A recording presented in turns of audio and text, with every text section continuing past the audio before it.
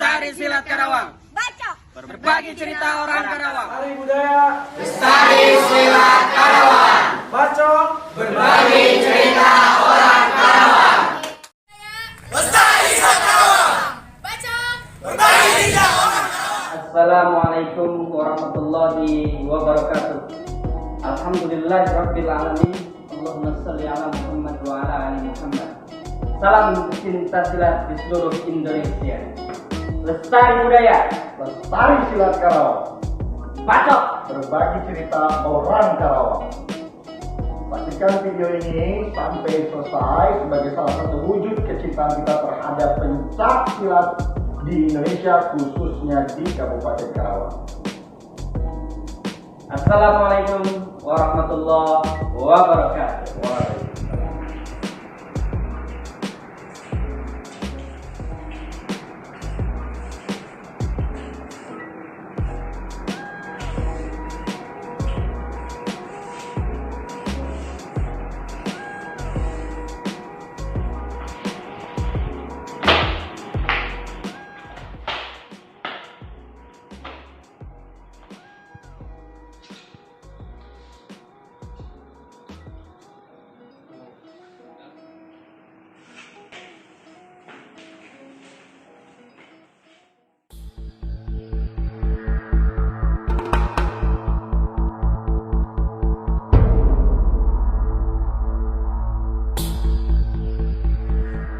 Assalamualaikum warahmatullahi wabarakatuh. Waalaikumsalam warahmatullahi wabarakatuh. Pertamanya saya ingin memperkenalkan diri dulu, Pak. Jadi saya ini sama teman-teman dari ISIKA. Itu tujuan saya datang ke sini ingin lebih tahu lebih dalam tentang perguruan silat yang ada di daerah Batu Jaya. Itu namanya KPSN Karawang. Iya, betul. Yang pertama ini dari kalian siapa? Saya Cokro. Saya Jadi dari Kang Cokro, Kang Dino, Kang ya ingin pengen tahu lebih dalam lah kan, jadi sharing-sharing ilmunya. Jadi yang pertama ini perguruan KPSN ini berdirinya sejak kapan Kang, kalau boleh tahu? Ya, kalau untuk berdirinya awal mula KPSN sendiri, KPS Nusantara, jadi awalnya itu didirikan oleh 3 guru besar ya, bukan sebagai perguruan, awalnya sebagai apa? Nah, grup study tour gitu. Jadi itu didirikan atas dasar landasan yang sama, memiliki visi yang sama, akhirnya terbentuklah KPS Nusantara pada tanggal 28 Juli 1968. Nah, dari situ terus belajar banyak tentang pencak silat dari berbagai macam aliran. Ada aliran yang ada di Indonesia juga dan berbagai macam aliran bela diri. Dipelajari terus tuh oleh tiga orang guru besar kami. Jadi setelah belajar banyak, diadaptasi ke dalam perguruan KPS Nusantara hingga terbentuklah KPS Nusantara gitu. Nah, kalau untuk sejarah di Karawang sendiri, awal mulanya kan untuk pelatih kami yang kita anggap sebagai guru besar di Karawang ya, Pak Dewi Sumarno, awalnya dilatih oleh Pak BL Burhanuddin Lutfi karena dia mahasiswanya. Kemudian dia menyebarkan ke sekolahnya, sekolah alumninya di SMN Batu Jaya. Nah, seperti yang Kak Janal tadi bilang, tahun 2010 itu kan di SMN Batu Jaya karena kebetulan Pak Dewi sendiri adalah alumni tersebut, jadi sambil melatih lah gitu, sambil belajar juga ke Pak BL itu. Nah, dari situ mulai menyebar ke ranting-ranting sekitar, ada SMK Tirta Jaya, ada SMK Romerta, SMA 5 Karawang, dan SMP-nya juga banyak sih. Sekarang alhamdulillah udah banyak ke madrasah juga ya, SD ada. Berarti peminatnya untuk di daerah Batu Jaya ini gimana Bang? Udah lumayan banyak atau untuk peminat Lumayan SMP SMA gitu? Ya, SD, SMP, SMA. Oh, mulai. Tapi ini saya mau nanya ini kan, kalau dari terbentuknya regenerasi Iya. itu bagaimana cara mengajaknya, atau dari orang itu yang sendiri ya. Iya, Kalau sendiri. dari generasi yang saya rasakan sebenarnya lebih senior Kak Jenal ya, lebih senior Kak Jenal. Jadi kalau ibarat dianggap sebenarnya bukan angkatan pertama di Karawang juga, tapi seluk beluk tentang regenerasi atau sejarah KPS Nusantara di Karawang, Kak Jenal lebih paham sebenarnya. Karena merupakan senior juga, senior kami. Cuma dari keadaan Untuk regenerasi ya Kak ya. Untuk regenerasi kan setiap perguruan pasti perlu yang namanya regenerasi ya. Untuk penerus lagi. Di kita kan ada kenaikan tingkat atau yang disebut pelantikan dan kenaikan tingkat. Nah, di kenaikan tingkat ini kan ada tingkatan-tingkatannya Kak. Dari sabuk polos gitu ke sabuk biru. Nah, dari sabuk biru ini sudah diperbolehkan untuk sebagai asisten pelatih melatih. Nah, yang melatih ini nanti dia bakal regenerasi. Mereka yang bakal ketika kita sebutnya udah mulai inilah gitu terjun ke pendidikan lain. Nah, itu yang regenerasi itu yang. Jadi kita ada program kayak pelantikan. Karena sesuai juga dengan catur kesetiaan Nusantara, yaitu mempertinggi dan memperkembangkan Pancasila. Jadi kalau boleh tahu itu kenaikan dari pelantikan sabuk ini sendiri itu berapa bulan sih Kang atau berapa lama? Untuk umumnya itu dari 3 bulan, terus naik ke 6 bulan, terus ke 1 tahun. Dari pelatihan siswa namanya, pelatihan siswa, terus pelantikan, baru UKT uji kenaikan tingkat. Itu dari pelatihan siswa pelatihan siswa itu 3 bulan, pelantikan 6 bulan, dan kenaikan tingkat pun ada yang 6 bulan, ada yang 1 tahun. Dari yang dari awal pertama Akang sendiri ikut KPSN ini, itu pertama itu langsung diajarin teknik-teknik tersebut atau cuma baru perkenalan dulu dalam pertemuan pertama nih? Ya namanya pertemuan pertama kan kita dikenalkan dulu gitu. Dikenalkan dulu tentang perguruan, dikenalkan dulu tentang dasar-dasar jurus Pancasila kok kayak gini gitu. Pukulan lurus, ada yang dinamakan pukulan lurus, terus pukulan tusuk, pukulan buku jari gitu. Kita belajar di sebelum mengenal ke dalam perguruan. Teknik dasar. Ya, teknik dasarnya dulu kita. Teknik dasar awalnya. Jadi kalau boleh tahu dari Akang-Akang sendiri nih, kenapa memilih pencaksilat itu sebagai ininya? Kalau dibilang kenapa memilih Pancasila ya hobi sih Kak. Dulunya kalau saya pribadi gitu. Saya dulunya hobi berantem, jadi pengen mau dibawa kemana gitu. Daripada sembarangan. Ya, daripada sembarangan berantem gitu. Jadi Iya. ikutlah Pancasilat. Dan alhamdulillah di Pancasilat ini ketika kita latihan ada yang namanya pertandingan Pancasilat. Nah, jadi hobi kita itu kayak disalurin gitu dengan hal yang positif dalam prestasinya kayak gitu. Kan jarang orang ribut-ribut dapat prestasi gitu. Yang ada masuk polisi. Iya, yang ada. Yang dapat masalah. Iya, dapat masalah. Jadi kayak hobi kita tuh salurkan, salurkan. Coba dari Kang ini, Kalau saya pribadi, awalnya karena pengen cari gerak aja.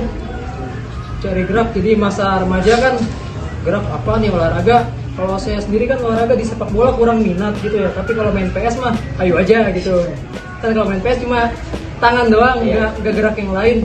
Tapi pas saya lihat pencaksilat, kalau secara awam kan pencaksilat kayaknya yang tradisional banget gitu. Apaan sih cuma ngibing-ngibingan doang. Tapi ternyata oh enggak, pencaksilat itu luas banget, dalam banget. Bukan sekedar ada ibingan, tapi ada berbagai macam hal yang bisa kita pelajari di situ. Jadi hikmahnya bisa saya ambil dari situ sih. Selain dari gerak tadi. banyak pelajaran dan Iya, iya. Kalau dari Akangnya sendiri, Kalau dari saya sih ya ikut dari senior atau kakak kelas ya, sama mungkin sama Kak Jenal umurnya. Mereka mengajak ya, ayo ikut gitu silat. Akhirnya ikut ekstrakurikuler silat sekolah sampai sekarang. Dari SMP kan? Dari SMK tipenya. Oh, dari SMK. Dari awal SMK. tapi dari Akangnya sendiri itu punya niat tersendiri nggak? Atau Iya, emang lebih kayak suka nih kayak menjaga diri, ada motivasi sendiri. Terus untuk mengikuti kejuaraannya itu udah berapa kali ya? Kita sering Kak, bahkan setiap satu tahun bisa 6 kali 7 kali kita ngikutin perlombaan antara perguruan, antara sekolah ya. Bahkan senasional pun kita sering ya. tingkat Tingkat nasional. Berarti pengalamannya sudah lumayan. Ya, alhamdulillah. Kalau kemarin sih beberapa hari yang lalu ya kita sempat ngirimin atlet buat bertanding di Tangerang ya. Tangerang Banten. Alhamdulillah. Jadi kalau boleh tahu secara prestasinya itu dari KPSN ini udah sejauh mana sih kan kalau boleh tahu? Untuk prestasi ya. Prestasi udah tingkat kabupaten ada, yang masuk kemarin main di BK Porda ada. Oh, itu betul. Ya, Yang di O2SN kita udah masuk. Kemudian di Kejurda yang di Bandung itu udah ada. Udah kita ikutin semua.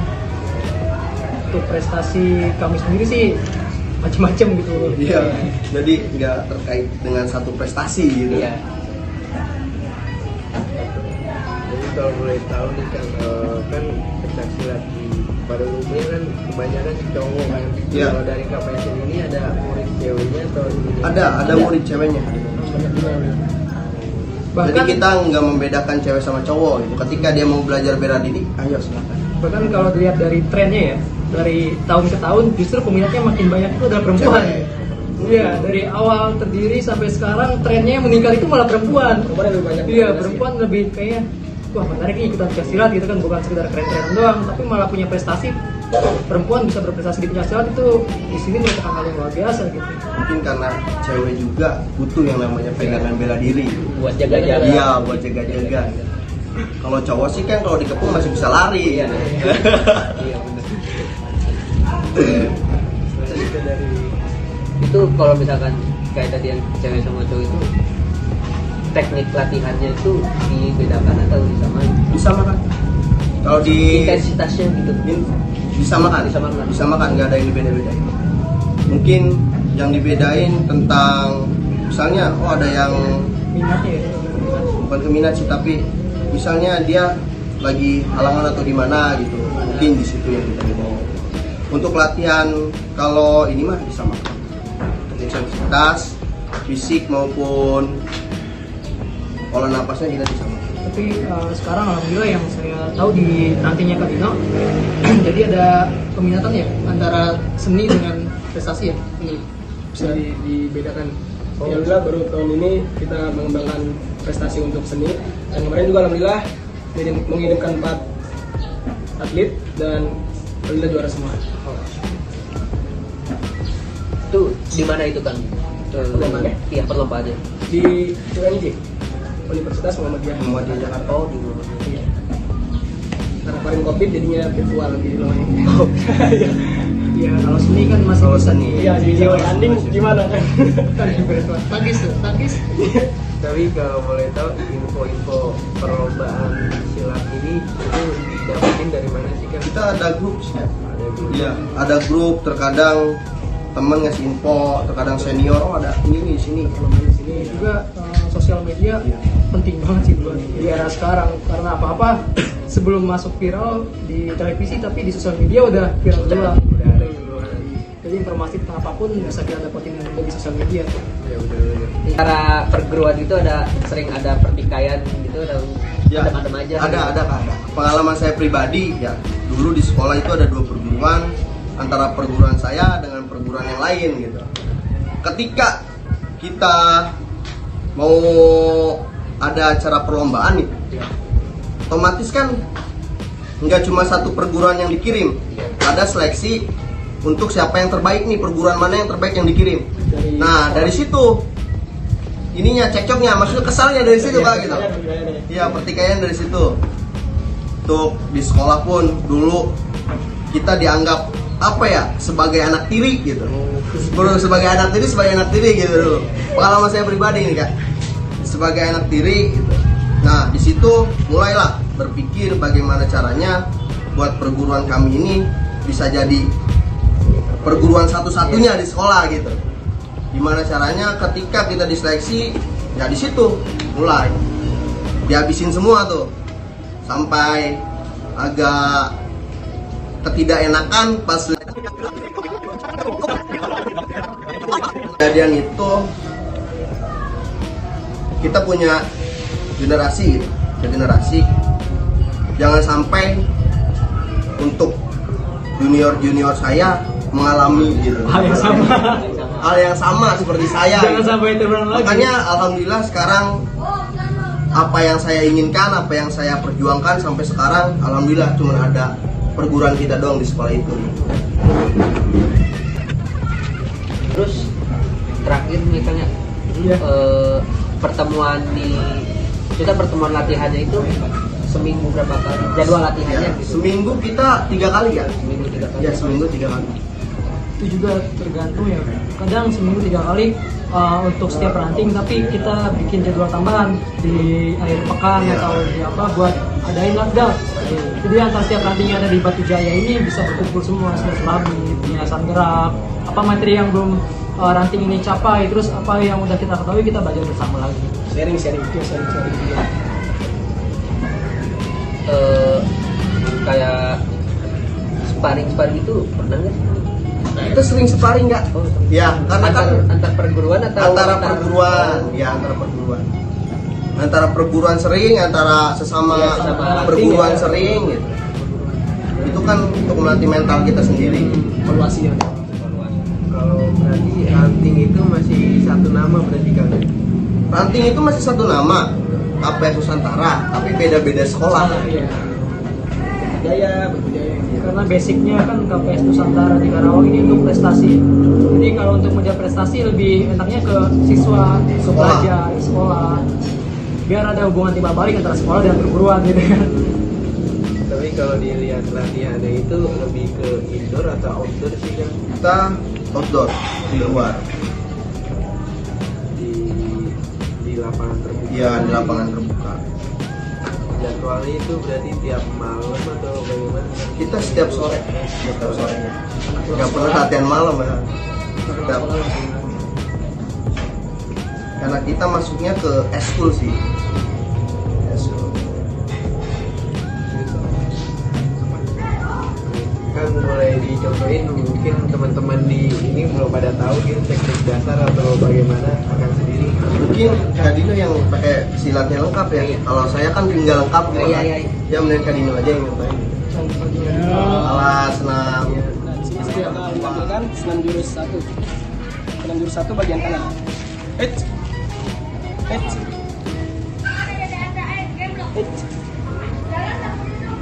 Ini bagian kiri. Hits.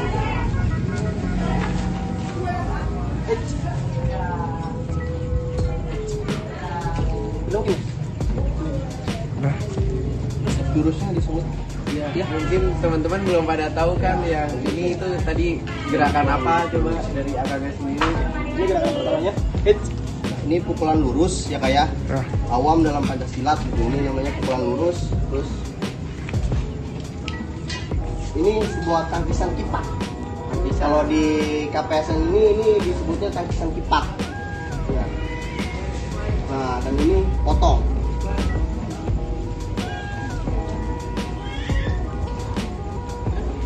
Jadi gerakan tadi itu termasuk gerakan kombinasi buat sih, Kak? Kombinasi kak. Jadi ada yang memukul, Iya, menangkis. Terus,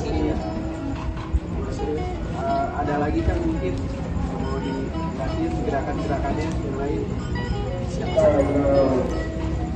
Mungkin hanya mencontohkan sikap pasal 1 sampai 4 mungkin ya. Ini mungkin ciri khas. Ini jurus ciri khas dari setiap perguruan mempunyai sikap gitu. Dan ini sikap pasang dari KPS Nusantara. Berarti beda-beda ya? Beda-beda kak. Ini ciri khas gitu. Ada sikap pasang 2, adalah sikap pasang terbuka.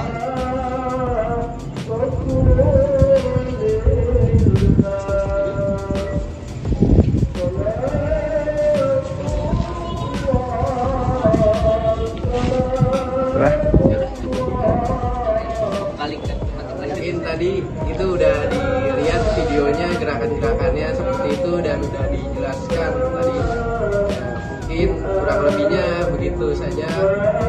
Kurang lebihnya saya beserta teman-teman ini kalau ada salah kata kata atau bagaimana kan? Siap. Si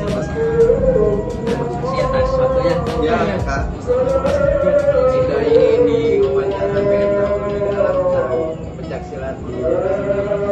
Ya mungkin waktunya udah mau maghrib nih kan? Ya langsung ditutup aja. Sekian wawancara kami antara kami dan perguruan KPSN Nusantara Karawang. Kurang lebihnya mohon maaf. Wassalamualaikum warahmatullahi wabarakatuh.